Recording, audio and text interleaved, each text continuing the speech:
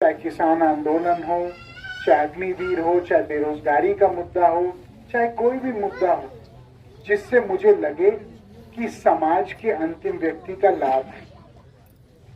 दो हिंदुस्तान नहीं होने चाहिए। एक हिंदुस्तान जिसमें अमीर को सारे पूरे अवसर प्राप्त है और दूसरा हिंदुस्तान जिसमें एक आम आदमी का संघर्ष निरंतर है।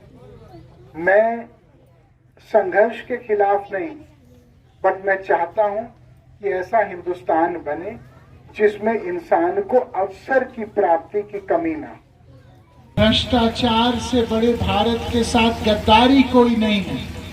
जो लोग पीलीभीत के या बाकी जगह के नेता कमीशन लेते हैं, जो लोग कॉलोनियां काटते हैं बन के, जो लोग पहले मोटरसाइकिल में आते हैं, जीतने के बाद गाड़ियों के काफिले में आते हैं, वो लोग आपके बच्चों का अधिकार छीन रहे हैं। वरुण गांधी, मेनका गांधी के बारे में कोई राजनीतिक प्रतिद्वंदी भी नहीं कह सकता कि हमने कभी भी 1 रुपए का गमन कभी किसी के साथ किया है, 1 रुपए का कमीशन खाया है, 1 रुपए का कोई किसी के साथ गलत किया है। पीलीभीत हमारा घर ही रहेगा, यह हमारे लिए चुनाव क्षेत्र नहीं रहे। मैं जब इस बार जीता, बहुत लोगों ने मुझे कहा कि एक काम करिए, घर बना लीजिए, बढ़िया घर बना लीजिए। मैंने सोचा कि जब ये पूरा ही मेरा घर है तो फिर मैं एक छोटा सा 1000 गज क्यों घेरूं किसी का। हम लोगों ने लड़ाई में अपने घर देश के नाम कर दिए। मेरे पिताजी ने मारुति गाड़ी को देश के नाम कर दिया। तो हम क्या घर बनाए? ये छोटा काम नहीं हो सकता। या तो हम दिलों को पे विराजें या हम ना विराजें। लेकिन जमीन घेरने का काम, कॉलोनी काटने का काम, ये हमारा काम नहीं। इसके लिए और बहुत। आपको पता है कि हमारे एक कट्टर ईमानदारी राजनीति है। हमारी राजनीति में ना हम कमीशन खाते हैं, ना रिश्वत खाते हैं, ना अपने लोगों को खाने देते हैं। और आप इसकी तुलना बहुत सारे स्थानीय नेताओं के साथ करें जो पहला मौका उनको मिलता है तो उतना अपनी जेब इस कदर भरते हैं कि आप उनके जीवन में अंतर देख सकते हैं। जो पहले मोटरसाइकिल चलते हैं वो पद प्राप्त के बाद गाड़ी पे आ जाते हैं। जो गाड़ी से शुरू करते हैं वो फिर काफिले में चलने लगते हैं। लेकिन मैं इसी गाड़ी में आपके पास 5 साल पहले आया, इसी में 2 साल पहले आया, आज इसी में आ रहा हूँ, आगे भी इसी में आऊंगा। क्योंकि मैं पैसे और ताकत को अपनी पूंजी नहीं मानता, मैं आशीर्वाद और रिश्ते को अपनी पूंजी। क्योंकि हम राजनीति कुछ बनने के लिए नहीं आए हैं, कुछ करने के लिए चाह रहा था। तो मैं नाम नहीं दूंगा। तो इसी अपने बड़खेड़ा ब्लॉक के एक व्यक्ति गाड़ी में चल रहे, मुझे वो आदमी याद आया। मैंने उसको गाड़ी रोकी। मैंने कहा भाई आपके तो बेटे की जान मैंने बचाई ऑपरेशन में। उसने कहा हाँ जी ये बात तो सच है, पुरानी बात है। मैंने कहा जब मैं रहा तब मैंने किया। मैंने कहा अब आप मेरे खिलाफ वोट मांग रहे हो? तो उसने कहा भैया ऐसे है कि हमको दिहाड़ी मिल रही है ना, हमको मिल रही है दिहाड़ी, लेकिन हम वोट आपको ही देंगे। तो मैंने बड़ा गले लगाया उसको और मैंने कहा मेरे भाई, हमारी दोस्ती में लोगों का फायदा हो रहा था ये हमको पता था, आज दुश्मनी में भी फायदा हो रहा है। आज आपके माध्यम से पता चल गया है ना। तो हमारे दोस्ती में कुछ लोगों के घर चल रहे हैं, ये तो बड़े हर्ष की बात है। अब भैया हमारे दुश्मनियों में भी कुछ लोगों के घर चल रही है तो और भी खुशी की बात है। मैं कह रहा हूँ हमारा भला होना चाहिए, हमारे जनता का, हमारे इस पीलीभीत के परिवार का।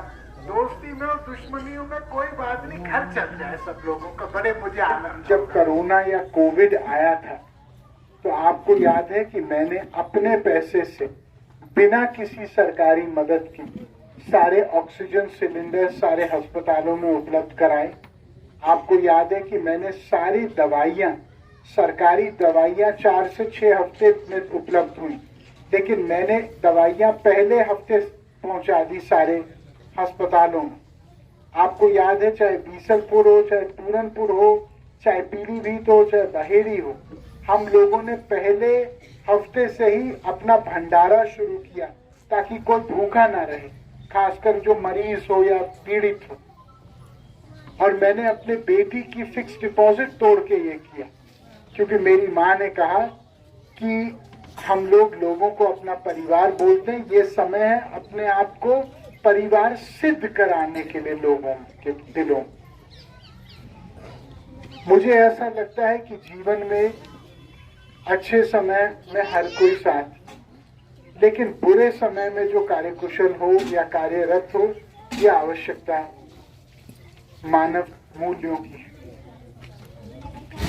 जबकि एक बड़ा उद्योगपति अब हजारों करोड़ का लोन लेता है और उस उद्योगपति वापस नहीं दिया जाता तो कहता है कि ठीक है 5 साल और ले लीजिए और ब्याज नहीं दीजिए, मूल ही दे दीजिए। क्यों? आपको पता है कि आपके पूर्वज और हमारे पूर्वजों ने मिलकर स्वतंत्रता की लड़ाई लड़ी।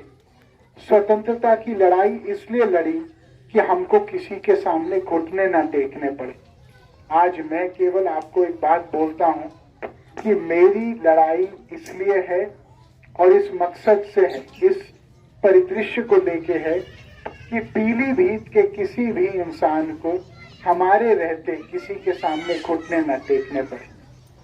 आप अपने हर संघर्ष में मुझे शामिल कर सकते हैं, कभी भी मुझे फोन कर सकते हैं। आपको पता, मैं फोन खुद उठाता हूं और कभी भी, चाहे सिफारिश हो, इलाज हो, किसी भी तरीके की रक्षा। इतना ही मैं कहना चाहता हूं, भारत माँ की जय बोलना केवल एक नारा ना महज रह गया। भारत माँ की जय तब होगी जब भारत माँ के सपूतों के सपने साकार, और यही मेरा लक्ष्य है। भारत माँ के नौजवान, भारत माँ की मातृशक्ति, भारत माँ के बुजुर्गवार, भारत माँ के किसान, मजदूर, छोटे व्यापारी, हम यही चाहते हैं कि सब कंधे से कंधा मिलाएं। उसके लिए एक ईमानदार नेतृत्व जरूरी है और कर्मठ नेतृत्व जरूरी है, जिसने त्याग और तपस्या को एक बोझ न समझ के उसको अपनी असली सांस्कारिक पूंजी समझे। यही मैं कहना चाहता हूं। यदि किसी प्रकार की किसी को कोई हमारे देश में गरीबी है, लेकिन हमारे देश में मर्यादा भी है, हमारे देश में संस्कार भी है, हमारे देश में ज़मीर भी है, हमारे देश में अपनत्व है, एक दूसरे के प्रति एक रस है, धर्म का, सोच का, जिम्मेदारियों का। यहाँ खरगापुर और अगल बगल के गांव के लोग हैं।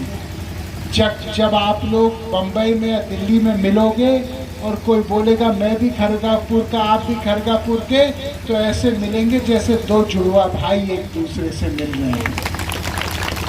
याद रखना, यही हमारी देश की ताकत है। मैं यहाँ पे इसलिए नहीं आया हूँ क्योंकि मैं यहाँ का सांसद हूँ, मैं इसलिए आया हूँ क्योंकि मैं पीलीभीत का बेटा हूँ।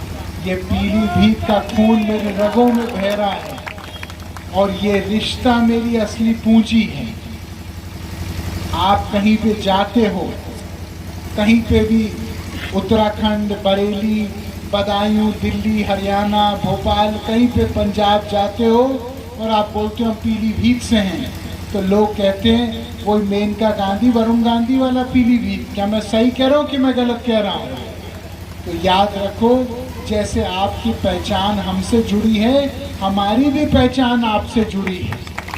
हमारे ये संगम में एक है और इस संगम को कभी हल्का मत करना, इस संगम को कभी अपने से अलग मत करना।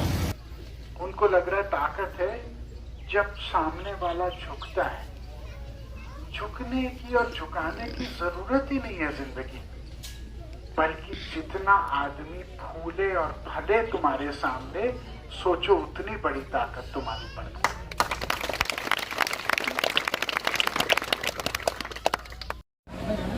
सर्वप्रथम मैं आंगनबाड़ी के आशा के, महिला समूह के, शिक्षा मित्र के, जितने भी संविदा कर्मचारी और समूह के लोग हैं, मैं सबको प्रणाम करना चाहता हूँ और मैं उनको ये कहना चाहता हूँ कि आप ही इस देश की असली ताकत है, क्योंकि आप बिना किसी सहयोग के आपने देश को खड़े करने का संकल्प किया है।